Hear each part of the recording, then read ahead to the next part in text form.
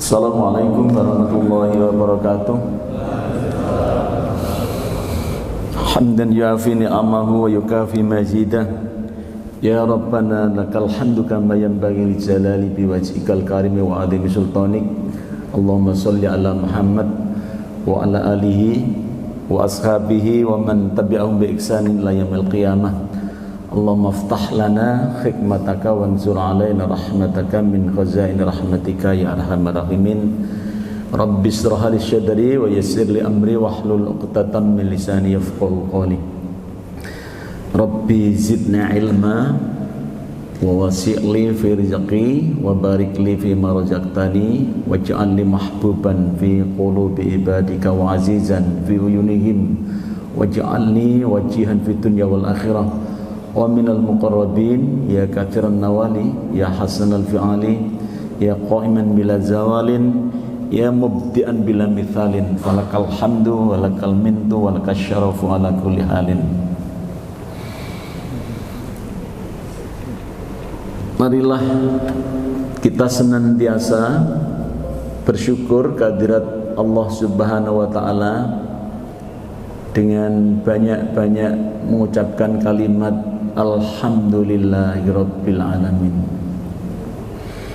Menurut pendapat Imam Ahmad, seandainya di dunia ini tidak ada kalimat thayyibah yang lain, maka sesungguhnya hanya dengan mengucapkan kalimat Alhamdulillahirabbil alamin telah cukup bagi kita untuk memuji dan mengagungkan kebesaran Allah Subhanahu wa taala.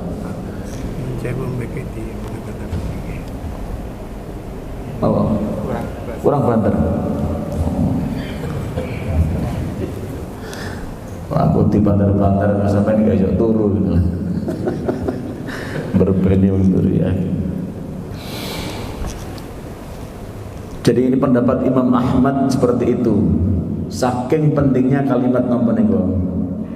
Alhamdulillahirabbil alamin. Oleh karena itu mari kita perbanyak mengucapkan kalimat itu ya, Alhamdulillahirabbil alamin. Sebab kalimat itu menunjukkan salah satu rasa syukur kita kepada Allah Subhanahu wa taala atas segala nikmat yang telah diberikan kepada kita sekalian, termasuk nikmat yang telah diberikan kepada Muhammadiyah yang sampai hari ini telah memasuki usia 111 tahun. Saya kira ini bukan sebuah kebetulan, tapi semua pasti ada nilai-nilai secara spiritualitasnya. Mengapa Muhammadiyah sampai hari ini tetap menjadi organisasi yang menurut saya diminati dan dicintai oleh masyarakat, walaupun kadang-kadang tidak dipilih ya. Jadi kita ini dicintai oleh masyarakat ya, masyarakat ini cinta terhadap Muhammadiyah, diminati. Nah tapi yang ketiga ini yang kadang-kadang tidak, mungkin masyarakat tidak memilih ya Muhammadiyah sebagai organisasinya. Karena apa? Karena memang masuk atau mengikuti Muhammadiyah itu butuh energi yang kuat. Tidak mudah orang bisa menerima paham Muhammadiyah kalau kita tidak betul-betul bahwa kita ini adalah orang-orang yang mampu untuk berpikir secara cerdas dan orang-orang yang betul-betul beragama secara ikhlas. Jadi kalau dua ini tidak kita miliki tadi ya, tidak betul-betul kita termasuk orang yang cerdas dalam berpikir dan tidak orang-orang yang beragama secara ikhlas. Maaf ya, masuk di Muhammadiyah itu tidak gampang ya, tidak gampang. Lebih baik masuk di tempat yang lain karena tidak perlu persyaratan seperti itu. Nah, masuk di Muhammadiyah ini butuh syarat itu. Satu adalah orang-orang yang cerdas, yang kedua adalah orang-orang yang ikhlas. Nah, inilah menurut saya kekuatan yang ada di dalam Muhammadiyah itu sampai sekarang terus Muhammadiyah ini bermanfaat di mana-mana, yang tidak pernah ngitung berapa yang manfaat yang telah diberikan oleh Muhammadiyah. Nah, ini seperti itu ya Bapak Ibu. Nah, sejak awal saya melihat bahwa Muhammadiyah itu adalah memang sejak berdirinya itu sudah berikhtiar untuk menyelamatkan semesta ini. Kalau kita lihat cara berdirinya Muhammadiyah ini, maaf ini sampai jam berapa? Sampai jam 10. Sampai sing genang. Masa sampai jam 10. Sampai kok ngantuk. Saya selalu ngomong kuat saya. Tergantung sing ngrungokno. Ya, pokoknya ya nanti kalau motornya habis lah, nanti saya percepat ya. Kalau sampai luwe, sampai ngomong angkat tangan Pak luwe Pak. Nah, saya melihat bahwa Muhammadiyah ini atau Kiai Haji Ahmad Dahlan ini untuk berikhtiar untuk menyelamatkan semesta itu sudah lama. Yang perlu kita catat itu sebenarnya kalimat menyelamatkan itu adalah memang sejak awal saya melihat Kiai Haji Ahmad Dahlan itu sudah punya karakter orang yang selalu ingin berbuat ya. Menyelamatkan itu kan berarti ada sesuatu kegiatan yang sangat penting, namanya menyelamatkan ya. Itu saya mikir apa yang diselamatkan oleh Kiai Haji Ahmad Dahlan. Nah, ada 5 ini. Memang kalimatnya dulu Kiai Haji Ahmad Dahlan itu menggunakan kalimat memerangi, bukan menyelamatkan, memerangi ya. Pertama adalah yang diperangi itu apa? Kebodohan. Nah, ini ya. Kebodohan berarti apa? Berarti orang tidak boleh bodoh. Karena saya melihat bahwa memang Kiai Haji Ahmad Dahlan itu punya skema bagaimana orang itu menjadi orang yang baik ya, orang yang kuat ya. Beliau punya skema begini. Jadi orang itu kalau mau baik itu syaratnya 3. Ini kalau saya lihat gerakan beliau ini, 1 adalah harus punya kekuatan iman ya. Nah, yang kedua adalah punya kekuatan ilmu. Yang ketiga adalah amal. Jadi sosok Kiai Haji Ahmad Dahlan itu dalam pribadinya saya melihat 3 ini kuat sekali. Pertama adalah tadi iman ya, atau tauhid. Yang kedua adalah ilmu ya, ilmu. Yang ketiga adalah amal. Nah, oleh karena itu semua apa yang dilakukan oleh Muhammadiyah ini yang diikhtiarkan untuk berkontribusi kepada bangsa dan negara atau masyarakat dan agama ini disebut dengan apa? Namanya adalah amal usaha Muhammadiyah. Nah, itu ya. Jadi skemanya itu ya, iman, ilmu, amal. Ini satu paket. Nah, ketiga-tiganya inilah yang menjadikan beliau menjadi sosok orang yang mempunyai pikiran-pikiran yang sangat luar biasa. Bagaimana beliau berikhtiar untuk memberikan kontribusi terhadap bangsa, negara dan agama. Nah, yang kedua adalah memerangi kemiskinan. Jadi beliau sangat concern terhadap bagaimana supaya manusia itu tidak miskin.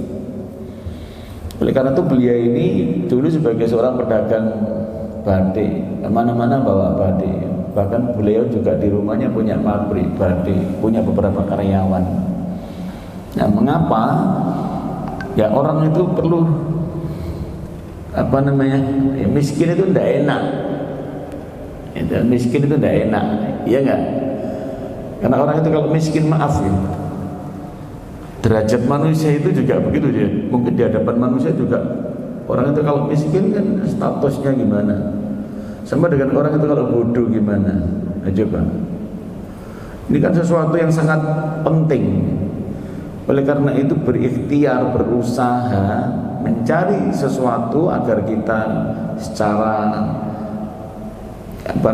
keilmuan itu mumpuni, secara ekonomi juga mumpuni, itu juga menjadi salah satu pikiran-pikiran beliau agar umat ini tidak bodoh, agar umat tidak miskin. Kemudian yang ketiga adalah memurnikan ajaran Islam. Jadi bagaimana supaya Islam ini dipahami dengan murni. Apa itu murni? Memahami Islam dengan murni adalah ar-ruj'u ilal Quran was sunnah. Orang itu Islamnya murni kalau disandarkan, kalau hanya berdasarkan kepada Al-Quran dan As-Sunnah. Nah itu, jadi beliau mengajak umat Islam, mari kita kembali kepada Al-Quran dan Sunnah sebagai pedoman hidup kita.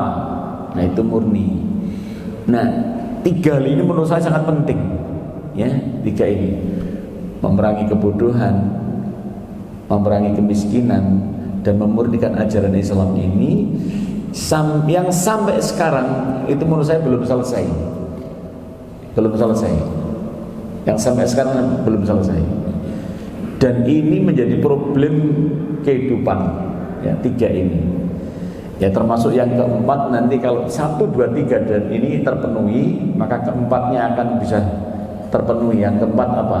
Membentuk manusia Indonesia seutuhnya. Nah, saya melihat bahwa manusia Indonesia seutuhnya itu adalah yang dimaksud dengan utuh di sini. Manusia itu utuh kalau sehat jasmani dan rohani. Nah, itu. Kemudian yang kelima adalah membendung pengaruh negatif dari luar. Nah, jadi memang hal-hal yang dari luar itu ada sisi positif dan sisi negatifnya, termasuk teknologi dan sebagainya, itu ada positif dan negatifnya. Nah ini beliau berupaya ini ikhtiar yang awal beliau lakukan. Nah kemudian diwujudkanlah dalam bentuk amal usaha Muhammadiyah yang bermacam-macam, ya. Misalnya apa? Nomor satu apa? Pendidikan. Oleh karena itu pendidikan di Muhammadiyah itu nomor satu dan menjadi sesuatu yang sangat penting, ya, pendidikan. Ya, itu orang itu harus punya pendidikan, dan insya Allah ya pendidikan di Muhammadiyah ini diakui dapat memberikan atau membentuk manusia yang seutuhnya tadi itu. Di mana-mana pendidikan kita alhamdulillah, ya, terutama di Gresik ini juga luar biasa perkembangan pendidikannya. Dan ini adalah bagian dari ikhtiar tadi untuk apa? Menyelamatkan bangsa dan negara ini. Bisa kita bayangkan dulu, jangan sekarang, ya. Tahun sebelum Indonesia merdeka 1912, bila sudah punya pikiran seperti itu, ya, pokok-pokok pikirannya seperti itu kan luar biasa. Pendidikan. Nah, kita sekarang tinggal menikmati hasilnya, nah, itu, ya, meneruskan perjuangannya. Yang kedua adalah kegiatan sosial, ya, AUM dalam bidang sosial. Nah, Muhammadiyah punya kepedulian sosial yang sangat luar biasa, termasuk panti asuhan Muhammadiyah. Itu adalah menjadi salah satu bukti bahwa Muhammadiyah mempunyai kepedulian terhadap masalah-masalah sosial. Nah, itu sosial, ini penting, dan menjadi salah satu program utama dulu di awal-awal berdirinya Muhammadiyah, karena kondisi bangsa kita pada waktu itu masih sangat miskin. Nah, mungkin sekarang juga masih ada yang berkaitan dengan kemiskinan, ya, di masyarakat kita tadi itu.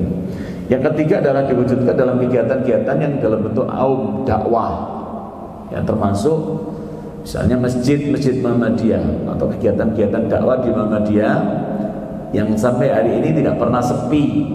Nah, menurut saya sekarang semakin dakwah ini semakin meluas, tidak hanya di mimbar, tapi sekarang sudah sampai merambah di digital. Nah, itu media-media sosial, ya, banyak sekali. Nah ini menjadi, dan kemudian AUM kesehatan juga begitu. Ya, tadi AUM kesehatan tadi adalah bagaimana membentuk manusia Indonesia yang seutuhnya tadi itu dalam bentuk kesehatan ini. diwujudkan dan lain-lain ya, mungkin ada yang lain-lain ya, masih banyak lagi yang lainnya. Tapi menurut saya adalah 4 ini adalah amal usaha tadi yang berhubungan dengan ikhtiar di awal-awal bagaimana Ki Haji Dahlan menyelamatkan Indonesia ya pada waktu itu. Nah, Bapak dan Ibu sekalian, kekuatan Muhammadiyah itu ya ada 5 hal kekuatan Muhammadiyah. Yang ini harus betul-betul kita jaga dan harus betul-betul kita mungkin kita lakukan di masing-masing organisasi kita. Pertama, kekuatan Muhammadiyah itu adalah di prinsip-prinsip gerakannya. Apa prinsip gerakan kita? Misalnya Muhammadiyah itu sebagai gerakan apa? Amar ma'ruf nahi mungkar. Muhammadiyah itu adalah gerakan tajdid dan tajrid. Muhammadiyah itu mengajak orang tadi arruju'u ilal Quran was sunnah. Muhammadiyah itu adalah sebagai organisasi banyak sekali ya. Jadi intinya prinsip-prinsip gerakan Muhammadiyah itu terletak pertama pada sisi paham keagamaannya. Ya, paham keagamaan Muhammadiyah. Kemudian yang kedua adalah terletak pada prinsip-prinsip dalam memahami agama. Itu ya, paham keagamaannya dan prinsip-prinsip bagaimana kita memahami ajaran agama Islam ini, termasuk adalah bahwa Muhammadiyah tidak berafiliasi terhadap salah satu madhab, dan Muhammadiyah itu menghidupkan namanya adalah ijtihad. Nah, ini adalah kekuatan-kekuatan di dalam Muhammadiyah yang harus kita ketahui. Yang kedua adalah terletak pada sumber daya manusia. Kekuatan sumber daya manusia itu di Muhammadiyah tidak terletak pada jumlah orang yang berada di Muhammadiyah. Jadi memang secara jumlah kita tidak terlalu banyak, tapi kekuatan sumber daya manusia itu ada 2 menurut saya. Ya, orang Muhammadiyah itu menjadi orang yang kuat di Muhammadiyah kalau kita memiliki 2 hal. Satu adalah kekuatan secara akliyah. Akliyah itu artinya adalah pikiran-pikiran orang. Jadi di Muhammadiyah itu orang itu harus didorong agar punya ide-ide dan gagasan, punya terobosan-terobosan. Ya, seperti nanti misalnya kita punya keinginan untuk melakukan perubahan-perubahan, melakukan perbaikan-perbaikan. Jadi akliyahnya. Jadi SDM di Muhammadiyah itu nomor 1 di kekuatannya pada ini, akal kita, pikiran-pikiran kita, ide-ide kita, gagasan-gagasan kita. Dan ini sudah terbukti.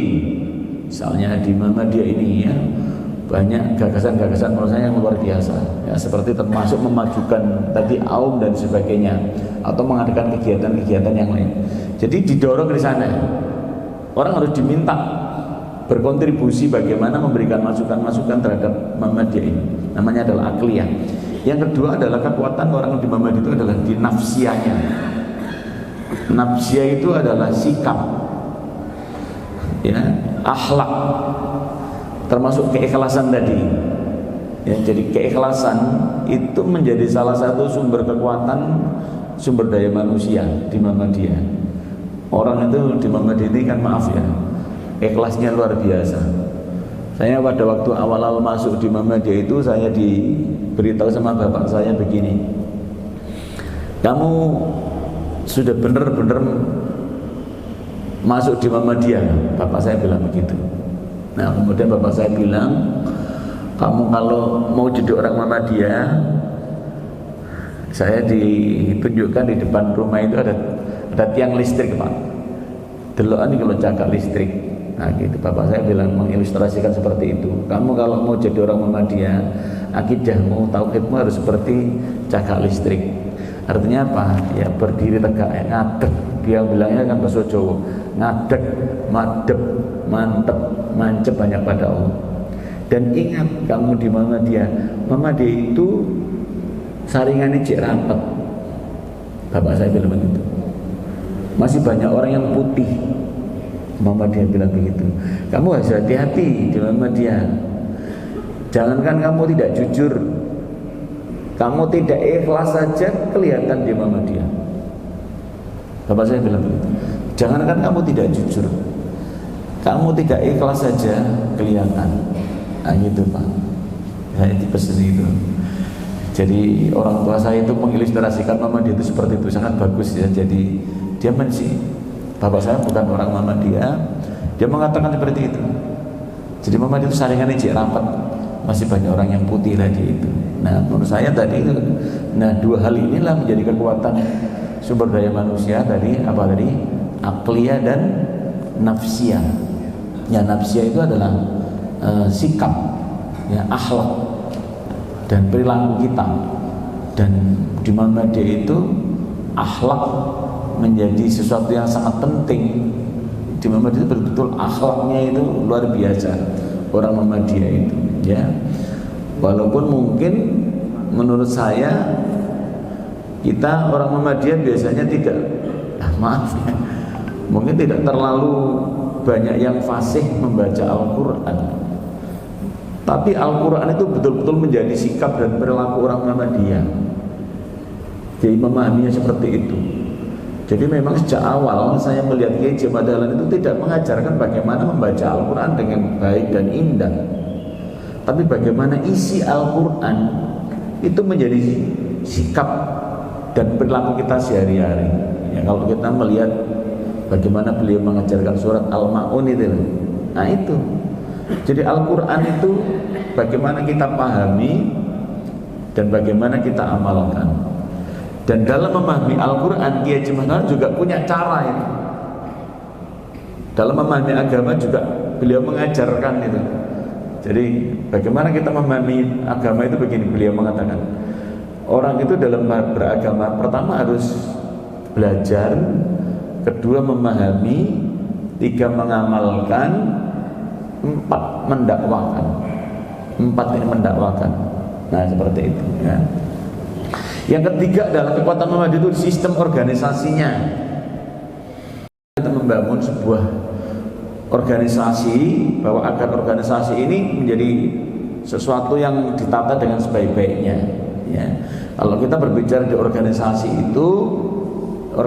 itu kan, kalau kita berbicara organisasi Pak, itu ada 4 hal ya. Organisasi itu pertama ada wadah, yang kedua ada namanya aturan, yang ketiga harus ada leadership, kepemimpinan, dan yang keempat harus ada manajemen. Nah ini penting dalam organisasi ya. Nah sistem Muhammadiyah di organisasi ini luar biasa. Salah satu kelebihan di Muhammadiyah itu bahwa Muhammadiyah ini semuanya tidak ada yang dimiliki secara pribadi. Itu keuntungan di Muhammadiyah. Jadi Muhammadiyah ini betul-betul semua yang kita miliki ya untuk Muhammadiyah.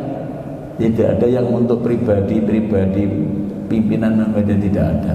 Nah ini yang sangat menguntungkan. Yang kedua, kelebihan organisasi di Muhammadiyah itu begini, mudah dipertanggungjawabkan ya. Jadi pertanggungjawabannya itu jelas di Muhammadiyah itu.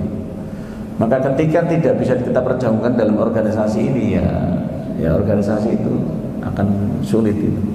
Oleh karena itu sistem organisasi harus jalan dengan sebaik-baiknya, karena organisasi itu sebagai alat untuk mempercepat tercapainya tujuan Muhammadiyah. Jadi organisasi ini alat. Ibarat kalau kita mau pergi pada satu tempat tertentu, maka alat ini sangat kita butuhkan ya untuk mencapai tujuan itu. Dan tujuan Muhammadiyah adalah yang sangat mulia itu, yaitu apa tujuan Muhammadiyah itu? Menegakkan dan menjunjung tinggi agama Islam sehingga terwujud masyarakat Islam yang sebenar-benarnya. Nah, itu. Jadi organisasi ini alat. Semakin baik alatnya, semakin cepat kita akan mencapai tujuannya. Nah di situ ini. Nah tadi itu kekuatan organisasinya itu. Yang keempat adalah kiprah dakwahnya. Jadi Muhammadiyah itu kiprah dakwahnya ini menjadi kekuatan. Oleh karena itu dakwah harus didorong Terus yang perlu disiapkan dalam masalah dakwah ini pertama adalah bagaimana kita mencetak kader-kader Muhammadiyah yang agar memiliki potensi dalam berdakwah. Mungkin ini yang perlu kita jadikan target, ya. Bagaimana kita membentuk kader-kader. Ya, saya kira di Gresik ini banyak kader-kader Muhammadiyah yang punya potensi dalam berdakwah dan perlu didorong. Dan termasuk di dalamnya adalah ya bagaimana dalam berdakwah ini di samping kaderisasi juga memang perlu disiapkan juga strategi dalam berdakwah. Nah, misalnya begitu, karena dianggap selama ini dakwah Muhammadiyah itu terlalu kaku, misalnya dianggap dakwah Muhammadiyah itu anti budaya. Nah, misalkan perlu strategi seperti itu. Dan butuh juga mungkin sarana prasarana yang memadai di dalam berdakwah, itu butuh itu. Jadi strateginya bagaimana, sarana prasarananya seperti apa. Nah, itu juga perlu dipikirkan di dalam melaksanakan dakwah. Kalau misalnya di daerah-daerah tertentu, misalnya di Gresik, misalnya ya bagaimana nanti strategi dakwahnya mungkin berbeda dengan di Lamongan, berbeda dengan Surabaya. Nah, ini yang perlu. Tapi yang namanya SDM tetap dibutuhkan. Jadi kita butuh kader-kader dakwah. Nah, kami berharap sebenarnya di masing-masing aum itu muncul kader-kader dakwah tadi itu dari masing-masing aum, misalnya dari kampus, dari sekolah, dari yang lain-lain. Nah, yang kelima adalah peran aumnya. Nah, aum Muhammadiyah itu juga punya peran. Bagaimana aum ini menjadi satu kekuatan. Jadi aumnya Muhammadiyah ini orangnya sedikit, tapi aumnya besar. Nah, aumnya banyak. Yang ini kadang-kadang menimbulkan kecemburuan bagi orang lain. Nah, itu kita kadang-kadang dicemburui, Pak, kita ini. Orang jumlahnya sedikit kok bisa bangun luar biasa misalnya. Itu dari mana itu dananya? Nah, seperti itu. Ya, oleh karena itu peran aum ini sangat penting. Dan menurut saya aum itu punya 3 peran strategis. Aum itu. Pertama adalah perannya adalah peran dakwah. Nah, jadi aum ini harus punya peran dakwah. Ya, bagaimana dakwahnya? Ya, dakwah Muhammadiyah melalui aum. Jadi ya kita harus berdakwah. Bagaimana supaya aum ini punya peran dakwah, cakupan dakwah Muhammadiyah supaya semakin banyak orang yang tertarik terhadap Muhammadiyah.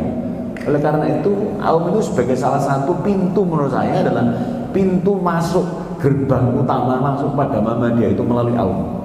Jadi gerbang atau pintu pertama orang masuk di Muhammadiyah itu melalui aum. Nah, itu perannya apa? Peran dakwah. Yang kedua ada namanya peran kaderisasi. Jadi fungsinya aum itu untuk kaderisasi. Didorong orang-orang yang berada di dalam aum itu harus siap menjadi kader. Harus menjadi kader. Gitu, harus muncul kader-kader ini dari aum. Jangan sampai aum itu hanya tempat orang untuk mencari maisha. Nah, ini tugas kita, bagaimana orang-orang yang sudah berada di dalam aum ini kita didik, ya, kita dorong, kita fasilitasi agar bisa menjadi kader yang terbaik dalam Muhammadiyah. Nah, seperti itu. Dan yang ketiga adalah aum itu punya peran yang namanya adalah fungsi aum itu adalah sebagai lahan beramal dan beribadah. Jadi kalau kita masuk di aum itu tidak hanya semata-mata untuk mencari maisha tadi itu, tapi adalah berfungsi untuk sarana untuk beribadah ya kepada Allah Subhanahu wa taala. Sarana kita untuk semakin memperbaiki ibadah kita, semakin mendekatkan diri kita kepada Allah melalui aum itu. Dan insya Allah di Muhammadiyah itu akan terpenuhi ya, seperti sekarang ini ya, misalnya dengan adanya sholat tahajud macam-macam. Dan ini banyak sekali ya. Ternyata tidak hanya di sini kegiatan seperti ini, Pak. Di mana-mana Muhammadiyah juga seperti ini, ya. Termasuk di sekolah-sekolah itu juga banyak. Jadi AUM ini sebagai menurut saya ada 3 fungsi tadi, fungsi strategisnya itu. Ya. Kemudian, karakteristik Islam berkemajuan. Jadi Muhammadiyah ini mengusung dalam beragama itu adalah berkemajuan. Jadi Islam yang kita pahami di Muhammadiyah ini adalah Islam yang berkemajuan. Orang Islam agar maju. Ini adalah sebagai salah satu prinsip gerakan di Muhammadiyah, bahwa Islam harus menjadi pendorong kemajuan. Nah itu, Islam bukan menjadi penghalang, ya. Jadi Islam itu harus didorong menjadi alat untuk mencapai, gampangannya itu kesuksesan hidup manusia. Itu alatnya adalah agama ini. Nah, apa saja karakteristik Islam berkemajuan? Nomor 1, pertama adalah tauhid yang murni, ya, orang itu ada tauhid yang murni. Bagaimana supaya tauhidnya yang murni? Bahwa Muhammadiyah itu kita di dalam beriman, dalam bertauhid itu tidak boleh tercampur dengan TBC. Apa itu TBC? Tahayul, bid'ah, dan khurafat. Harus murni tauhidnya. Apa tauhid murni itu? Ya hanya la ilaha illallah. Itu la haula wala quwata illa billah. Qul huwallahu ahad.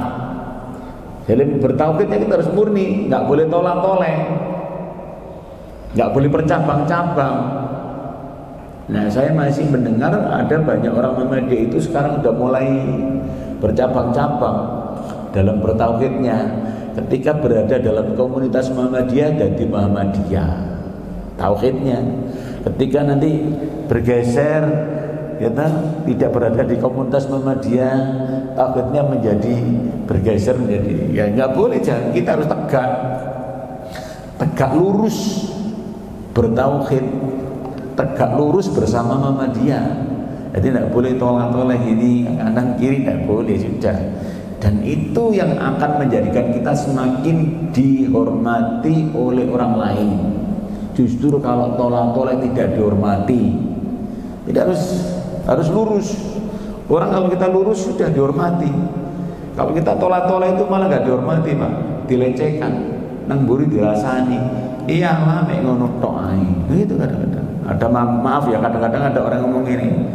Diundang, maaf ya, kadang-kadang diundang tahlilan gak teko. Dikei jajan gelem. Ya itu pangan. Nah, itu kadang-kadang begitu. Jadi mohon maaf ya, ini harus dalam bertauhid harus tegak lurus. Dan inilah cara kita bermuhammadiyah. Gitu, harus tegak lurus sudah dalam bertauhid. Dan inilah kita bermuhammadiyah di situ. Ya, Muhammadiyah sudah memberikan satu pedoman bagaimana cara kita beragama. Nah ini. Yang kedua adalah memahami Al-Quran dan As-Sunnah secara mendalam. Jadi kita harus didorong bagaimana kita ini sebagai orang Muhammadiyah harus betul-betul memahami Al-Quran dan As-Sunnah mendalam.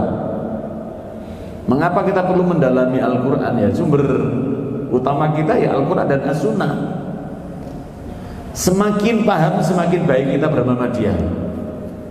Semakin tidak paham semakin tidak baik bermuhammadiyah. Ya. Tauhid yang murni itu di sumbernya adalah memahami Islam dengan baik, memahami Al-Quran dan As-Sunnah dengan baik. Kita tidak akan mendapatkan tauhid yang murni kalau kita tidak memahami Islam dan As-Sunnah dengan sebaik-baiknya. Nah, oleh karena itu ya kita harus mendorong diri kita ya, supaya kita betul-betul memahami Al-Quran dengan sebaik-baiknya. Bagaimana supaya bisa mendalami Al-Quran? Ya harus ngaji, ya harus belajar bagaimana membaca Al-Quran, bagaimana memahami isinya, bagaimana mengamalkannya, bagaimana mendakwakan. Nah, semuanya harus dorong ke sana. Yang ketiga adalah tajdid dalam semua dimensi kehidupan. Ya, jadi tajdid itu artinya apa? Pembaruan. Dalam semua dimensi kehidupan itu perlu ada pembaruan. Ya, ada sesuatu yang ada perubahan-perubahan, Pak. Ya, dalam Muhammadiyah itu, jadi tidak boleh selamanya seperti itu saja, tidak boleh, harus ada pembaruan-pembaruan. Karena pembaruan inilah sebagai salah satu ciri perubahan. Ciri kemajuan itu adalahnya perubahan-perubahan. Ya, harus didorong ada perubahan-perubahan yang lebih baik. Karena perubahan itu menjadi satu keharusan dalam kehidupan, dan perubahan itu mengandung harapan bagi orang lain. Ya, orang yang tidak mau berubah, maka orang lain tidak punya harapan apapun terhadap diri kita. Jadi perubahan itu harapan. Jadi perubahan itu mengandung harapan. Nah, orang yang semakin banyak berubah dalam menjadi yang lebih baik, itu orang akan semakin cinta kepada kita. Nah, makanya Muhammadiyah ini organisasi yang dicintai karena apa? Banyak perubahan-perubahan.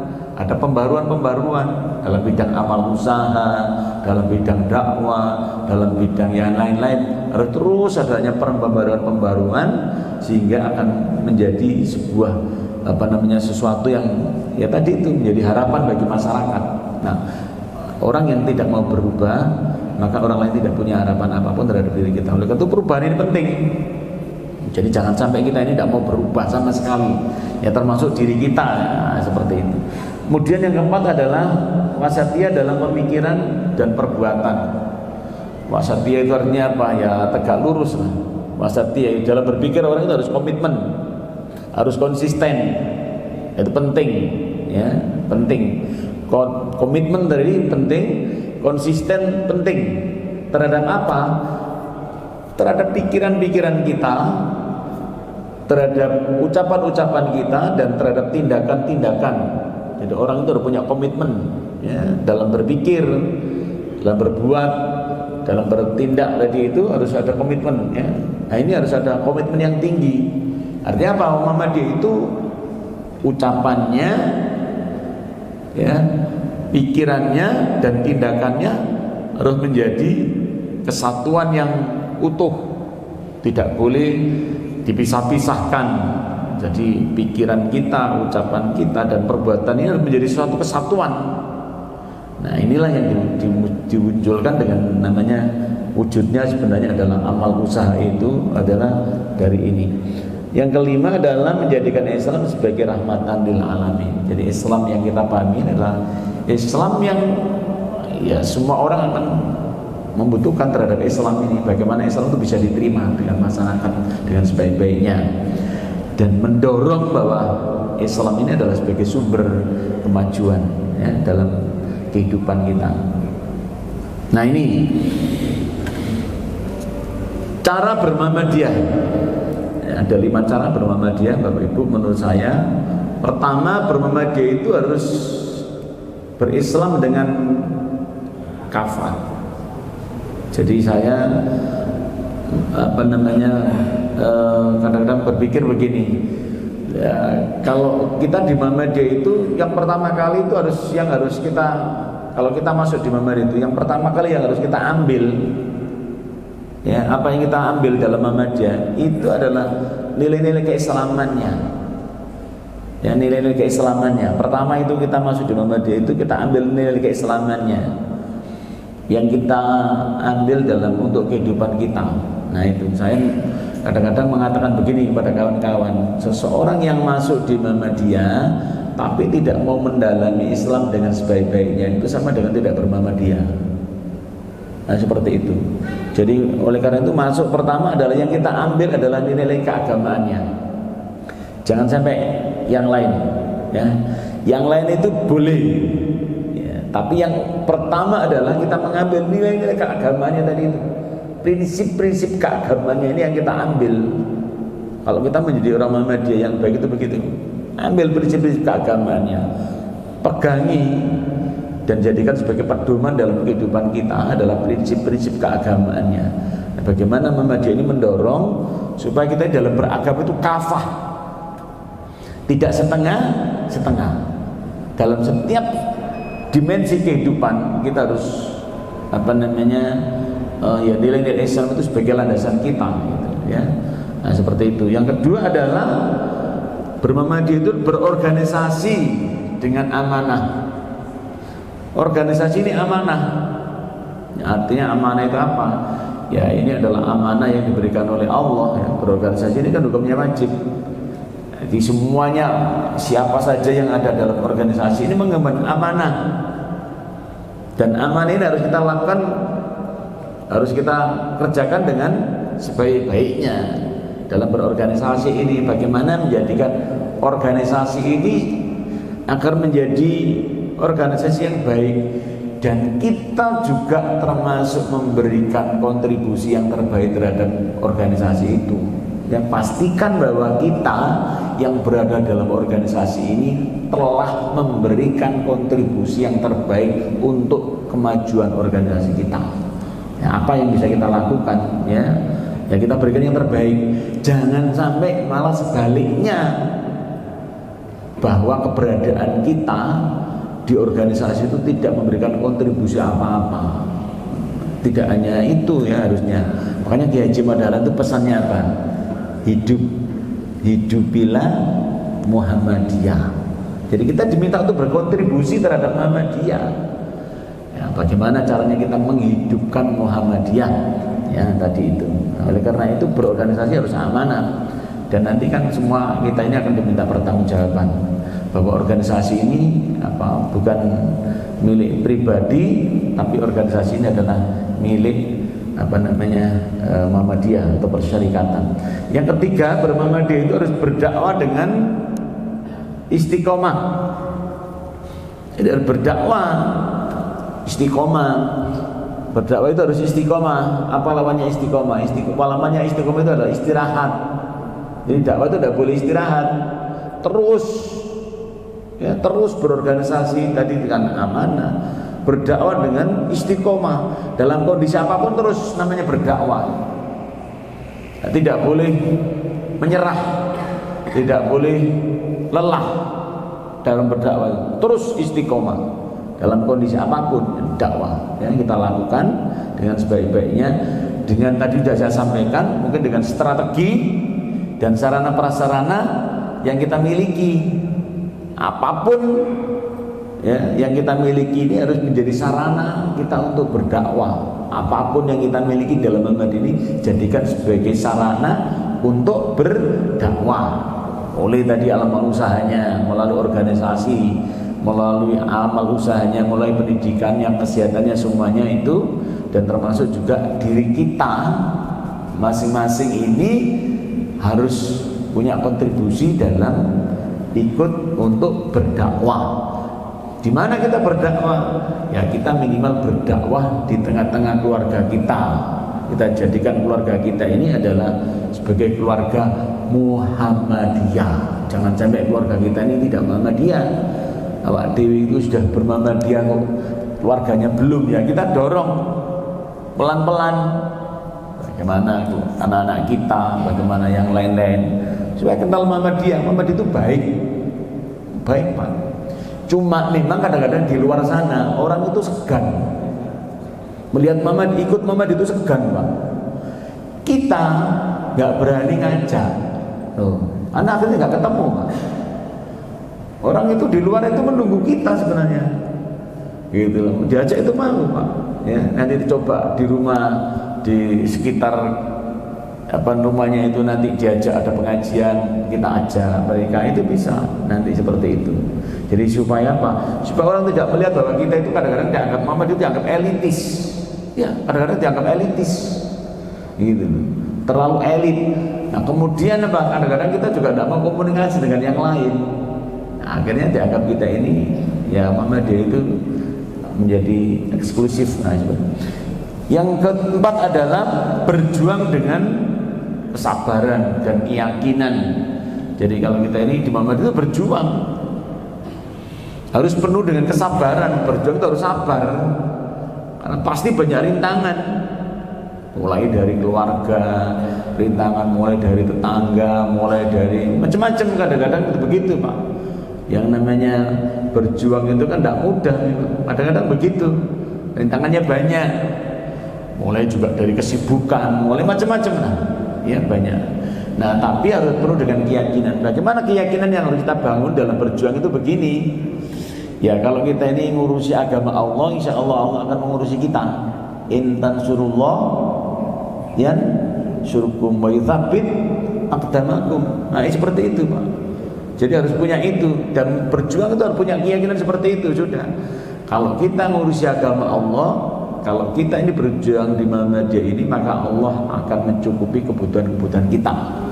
Dan insya Allah seperti itu. Coba kita istiqomah dalam berdakwah, istiqomah dalam berjuang. Insya Allah semua apa yang kita inginkan itu akan dipermudah oleh Allah Subhanahu Wa Taala. Dan itu sudah banyak buktinya. Itu. Kemudian yang kelima adalah berkorban dengan keikhlasan. Muhammadiyah itu juga butuh berkorban. Berkorban dalam bentuk apa? Bisa berkorban dalam bentuk pikiran, bisa berkorban dalam bentuk waktu, bisa bentuk perasaan, ya enggak? Butuh berkorban dalam bentuk perasaan. Kok bisa Pak Solihin misalnya bentuk perasaan? Iya, kadang-kadang di Muhammadiyah orang yang paling aktif itu kadang-kadang juga malah banyak musuhnya.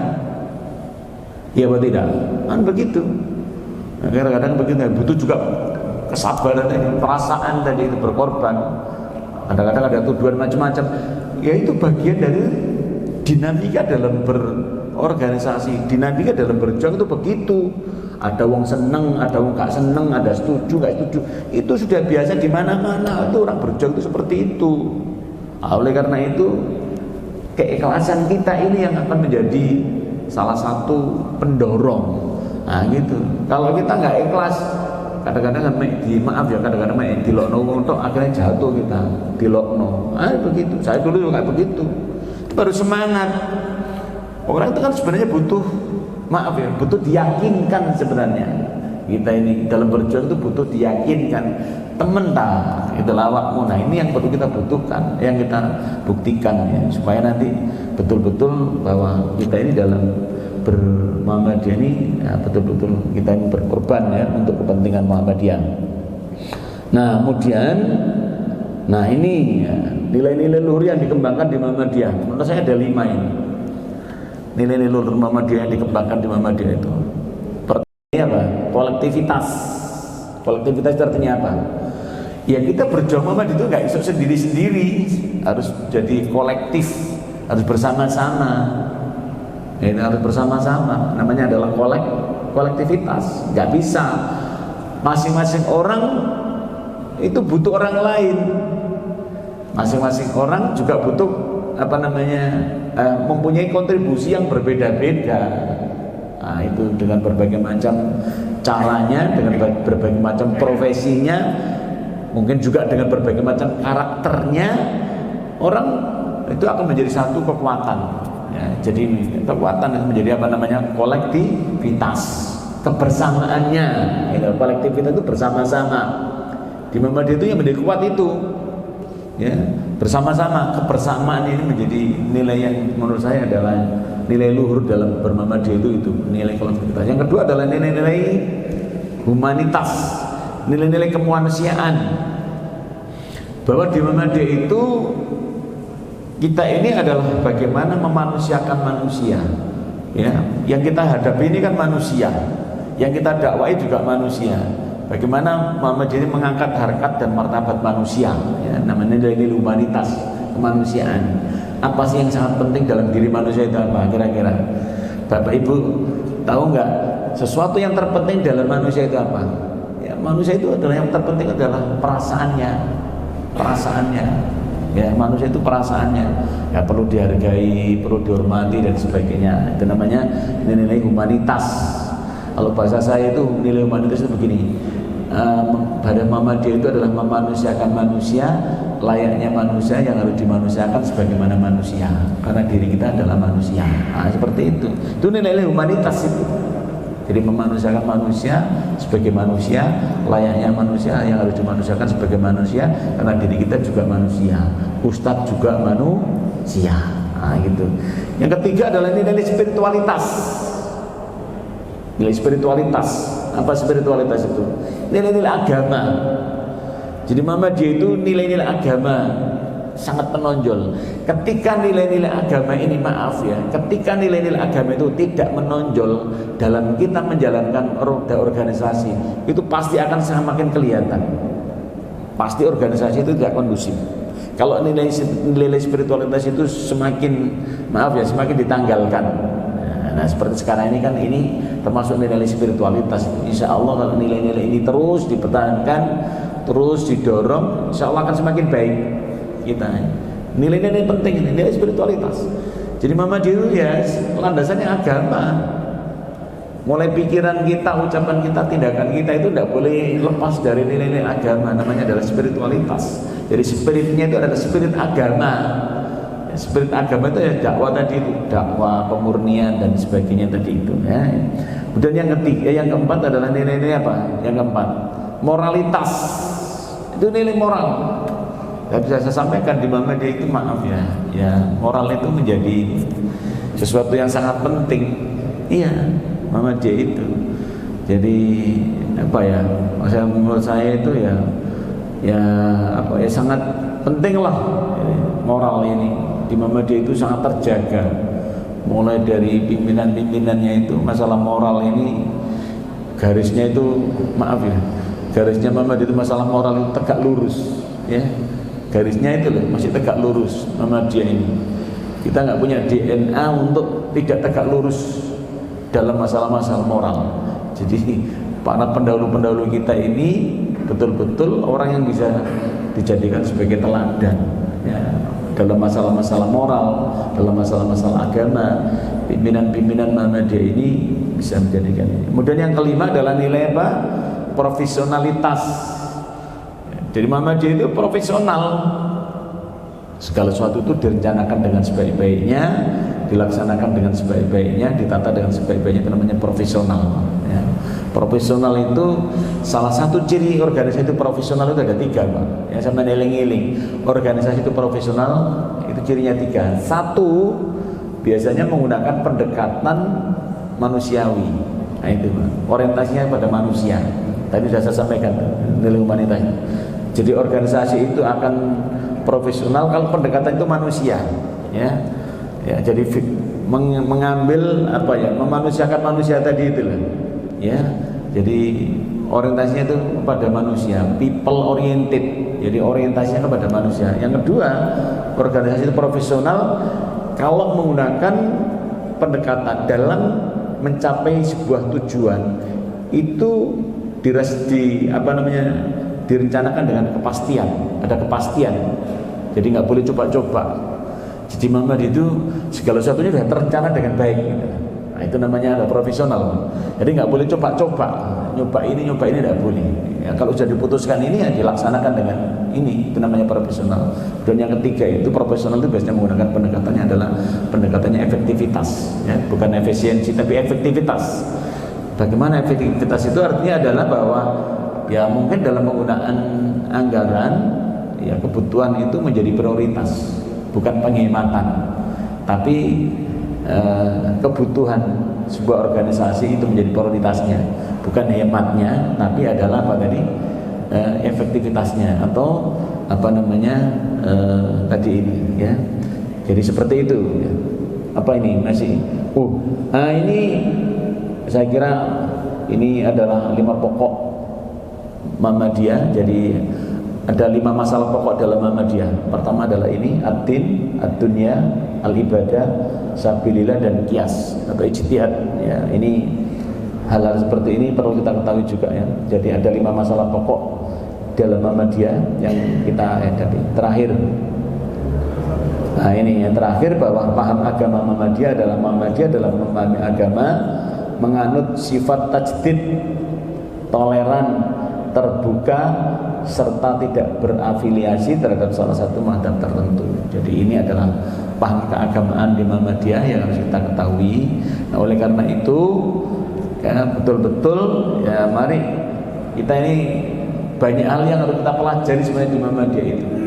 Banyak hal yang positif sebenarnya kalau mau betul-betul kita gali di Muhammadiyah ini udah kaya, banyak sekali. Dan kita akan bisa semakin baik kalau kita betul-betul paham isinya Muhammadiyah. Jadi Muhammadiyah ini kalau mau digali banyak sekali.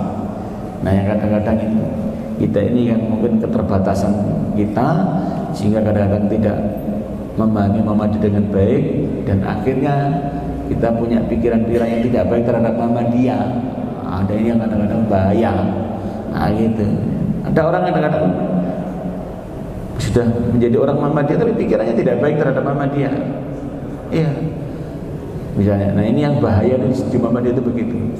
Tidak paham Muhammadiyah dengan sebaik-baiknya, kemudian mengatakan Muhammadiyah itu tidak mana seperti yang dia pahami. Oleh karena itu pahami dulu Muhammadiyah dan beri kontribusi tadi terhadap Muhammadiyah supaya Muhammadiyah semakin berkembang. Saya kira ini Bapak Ibu yang bisa saya sampaikan sedikit ya, mudah-mudahan ini menjadi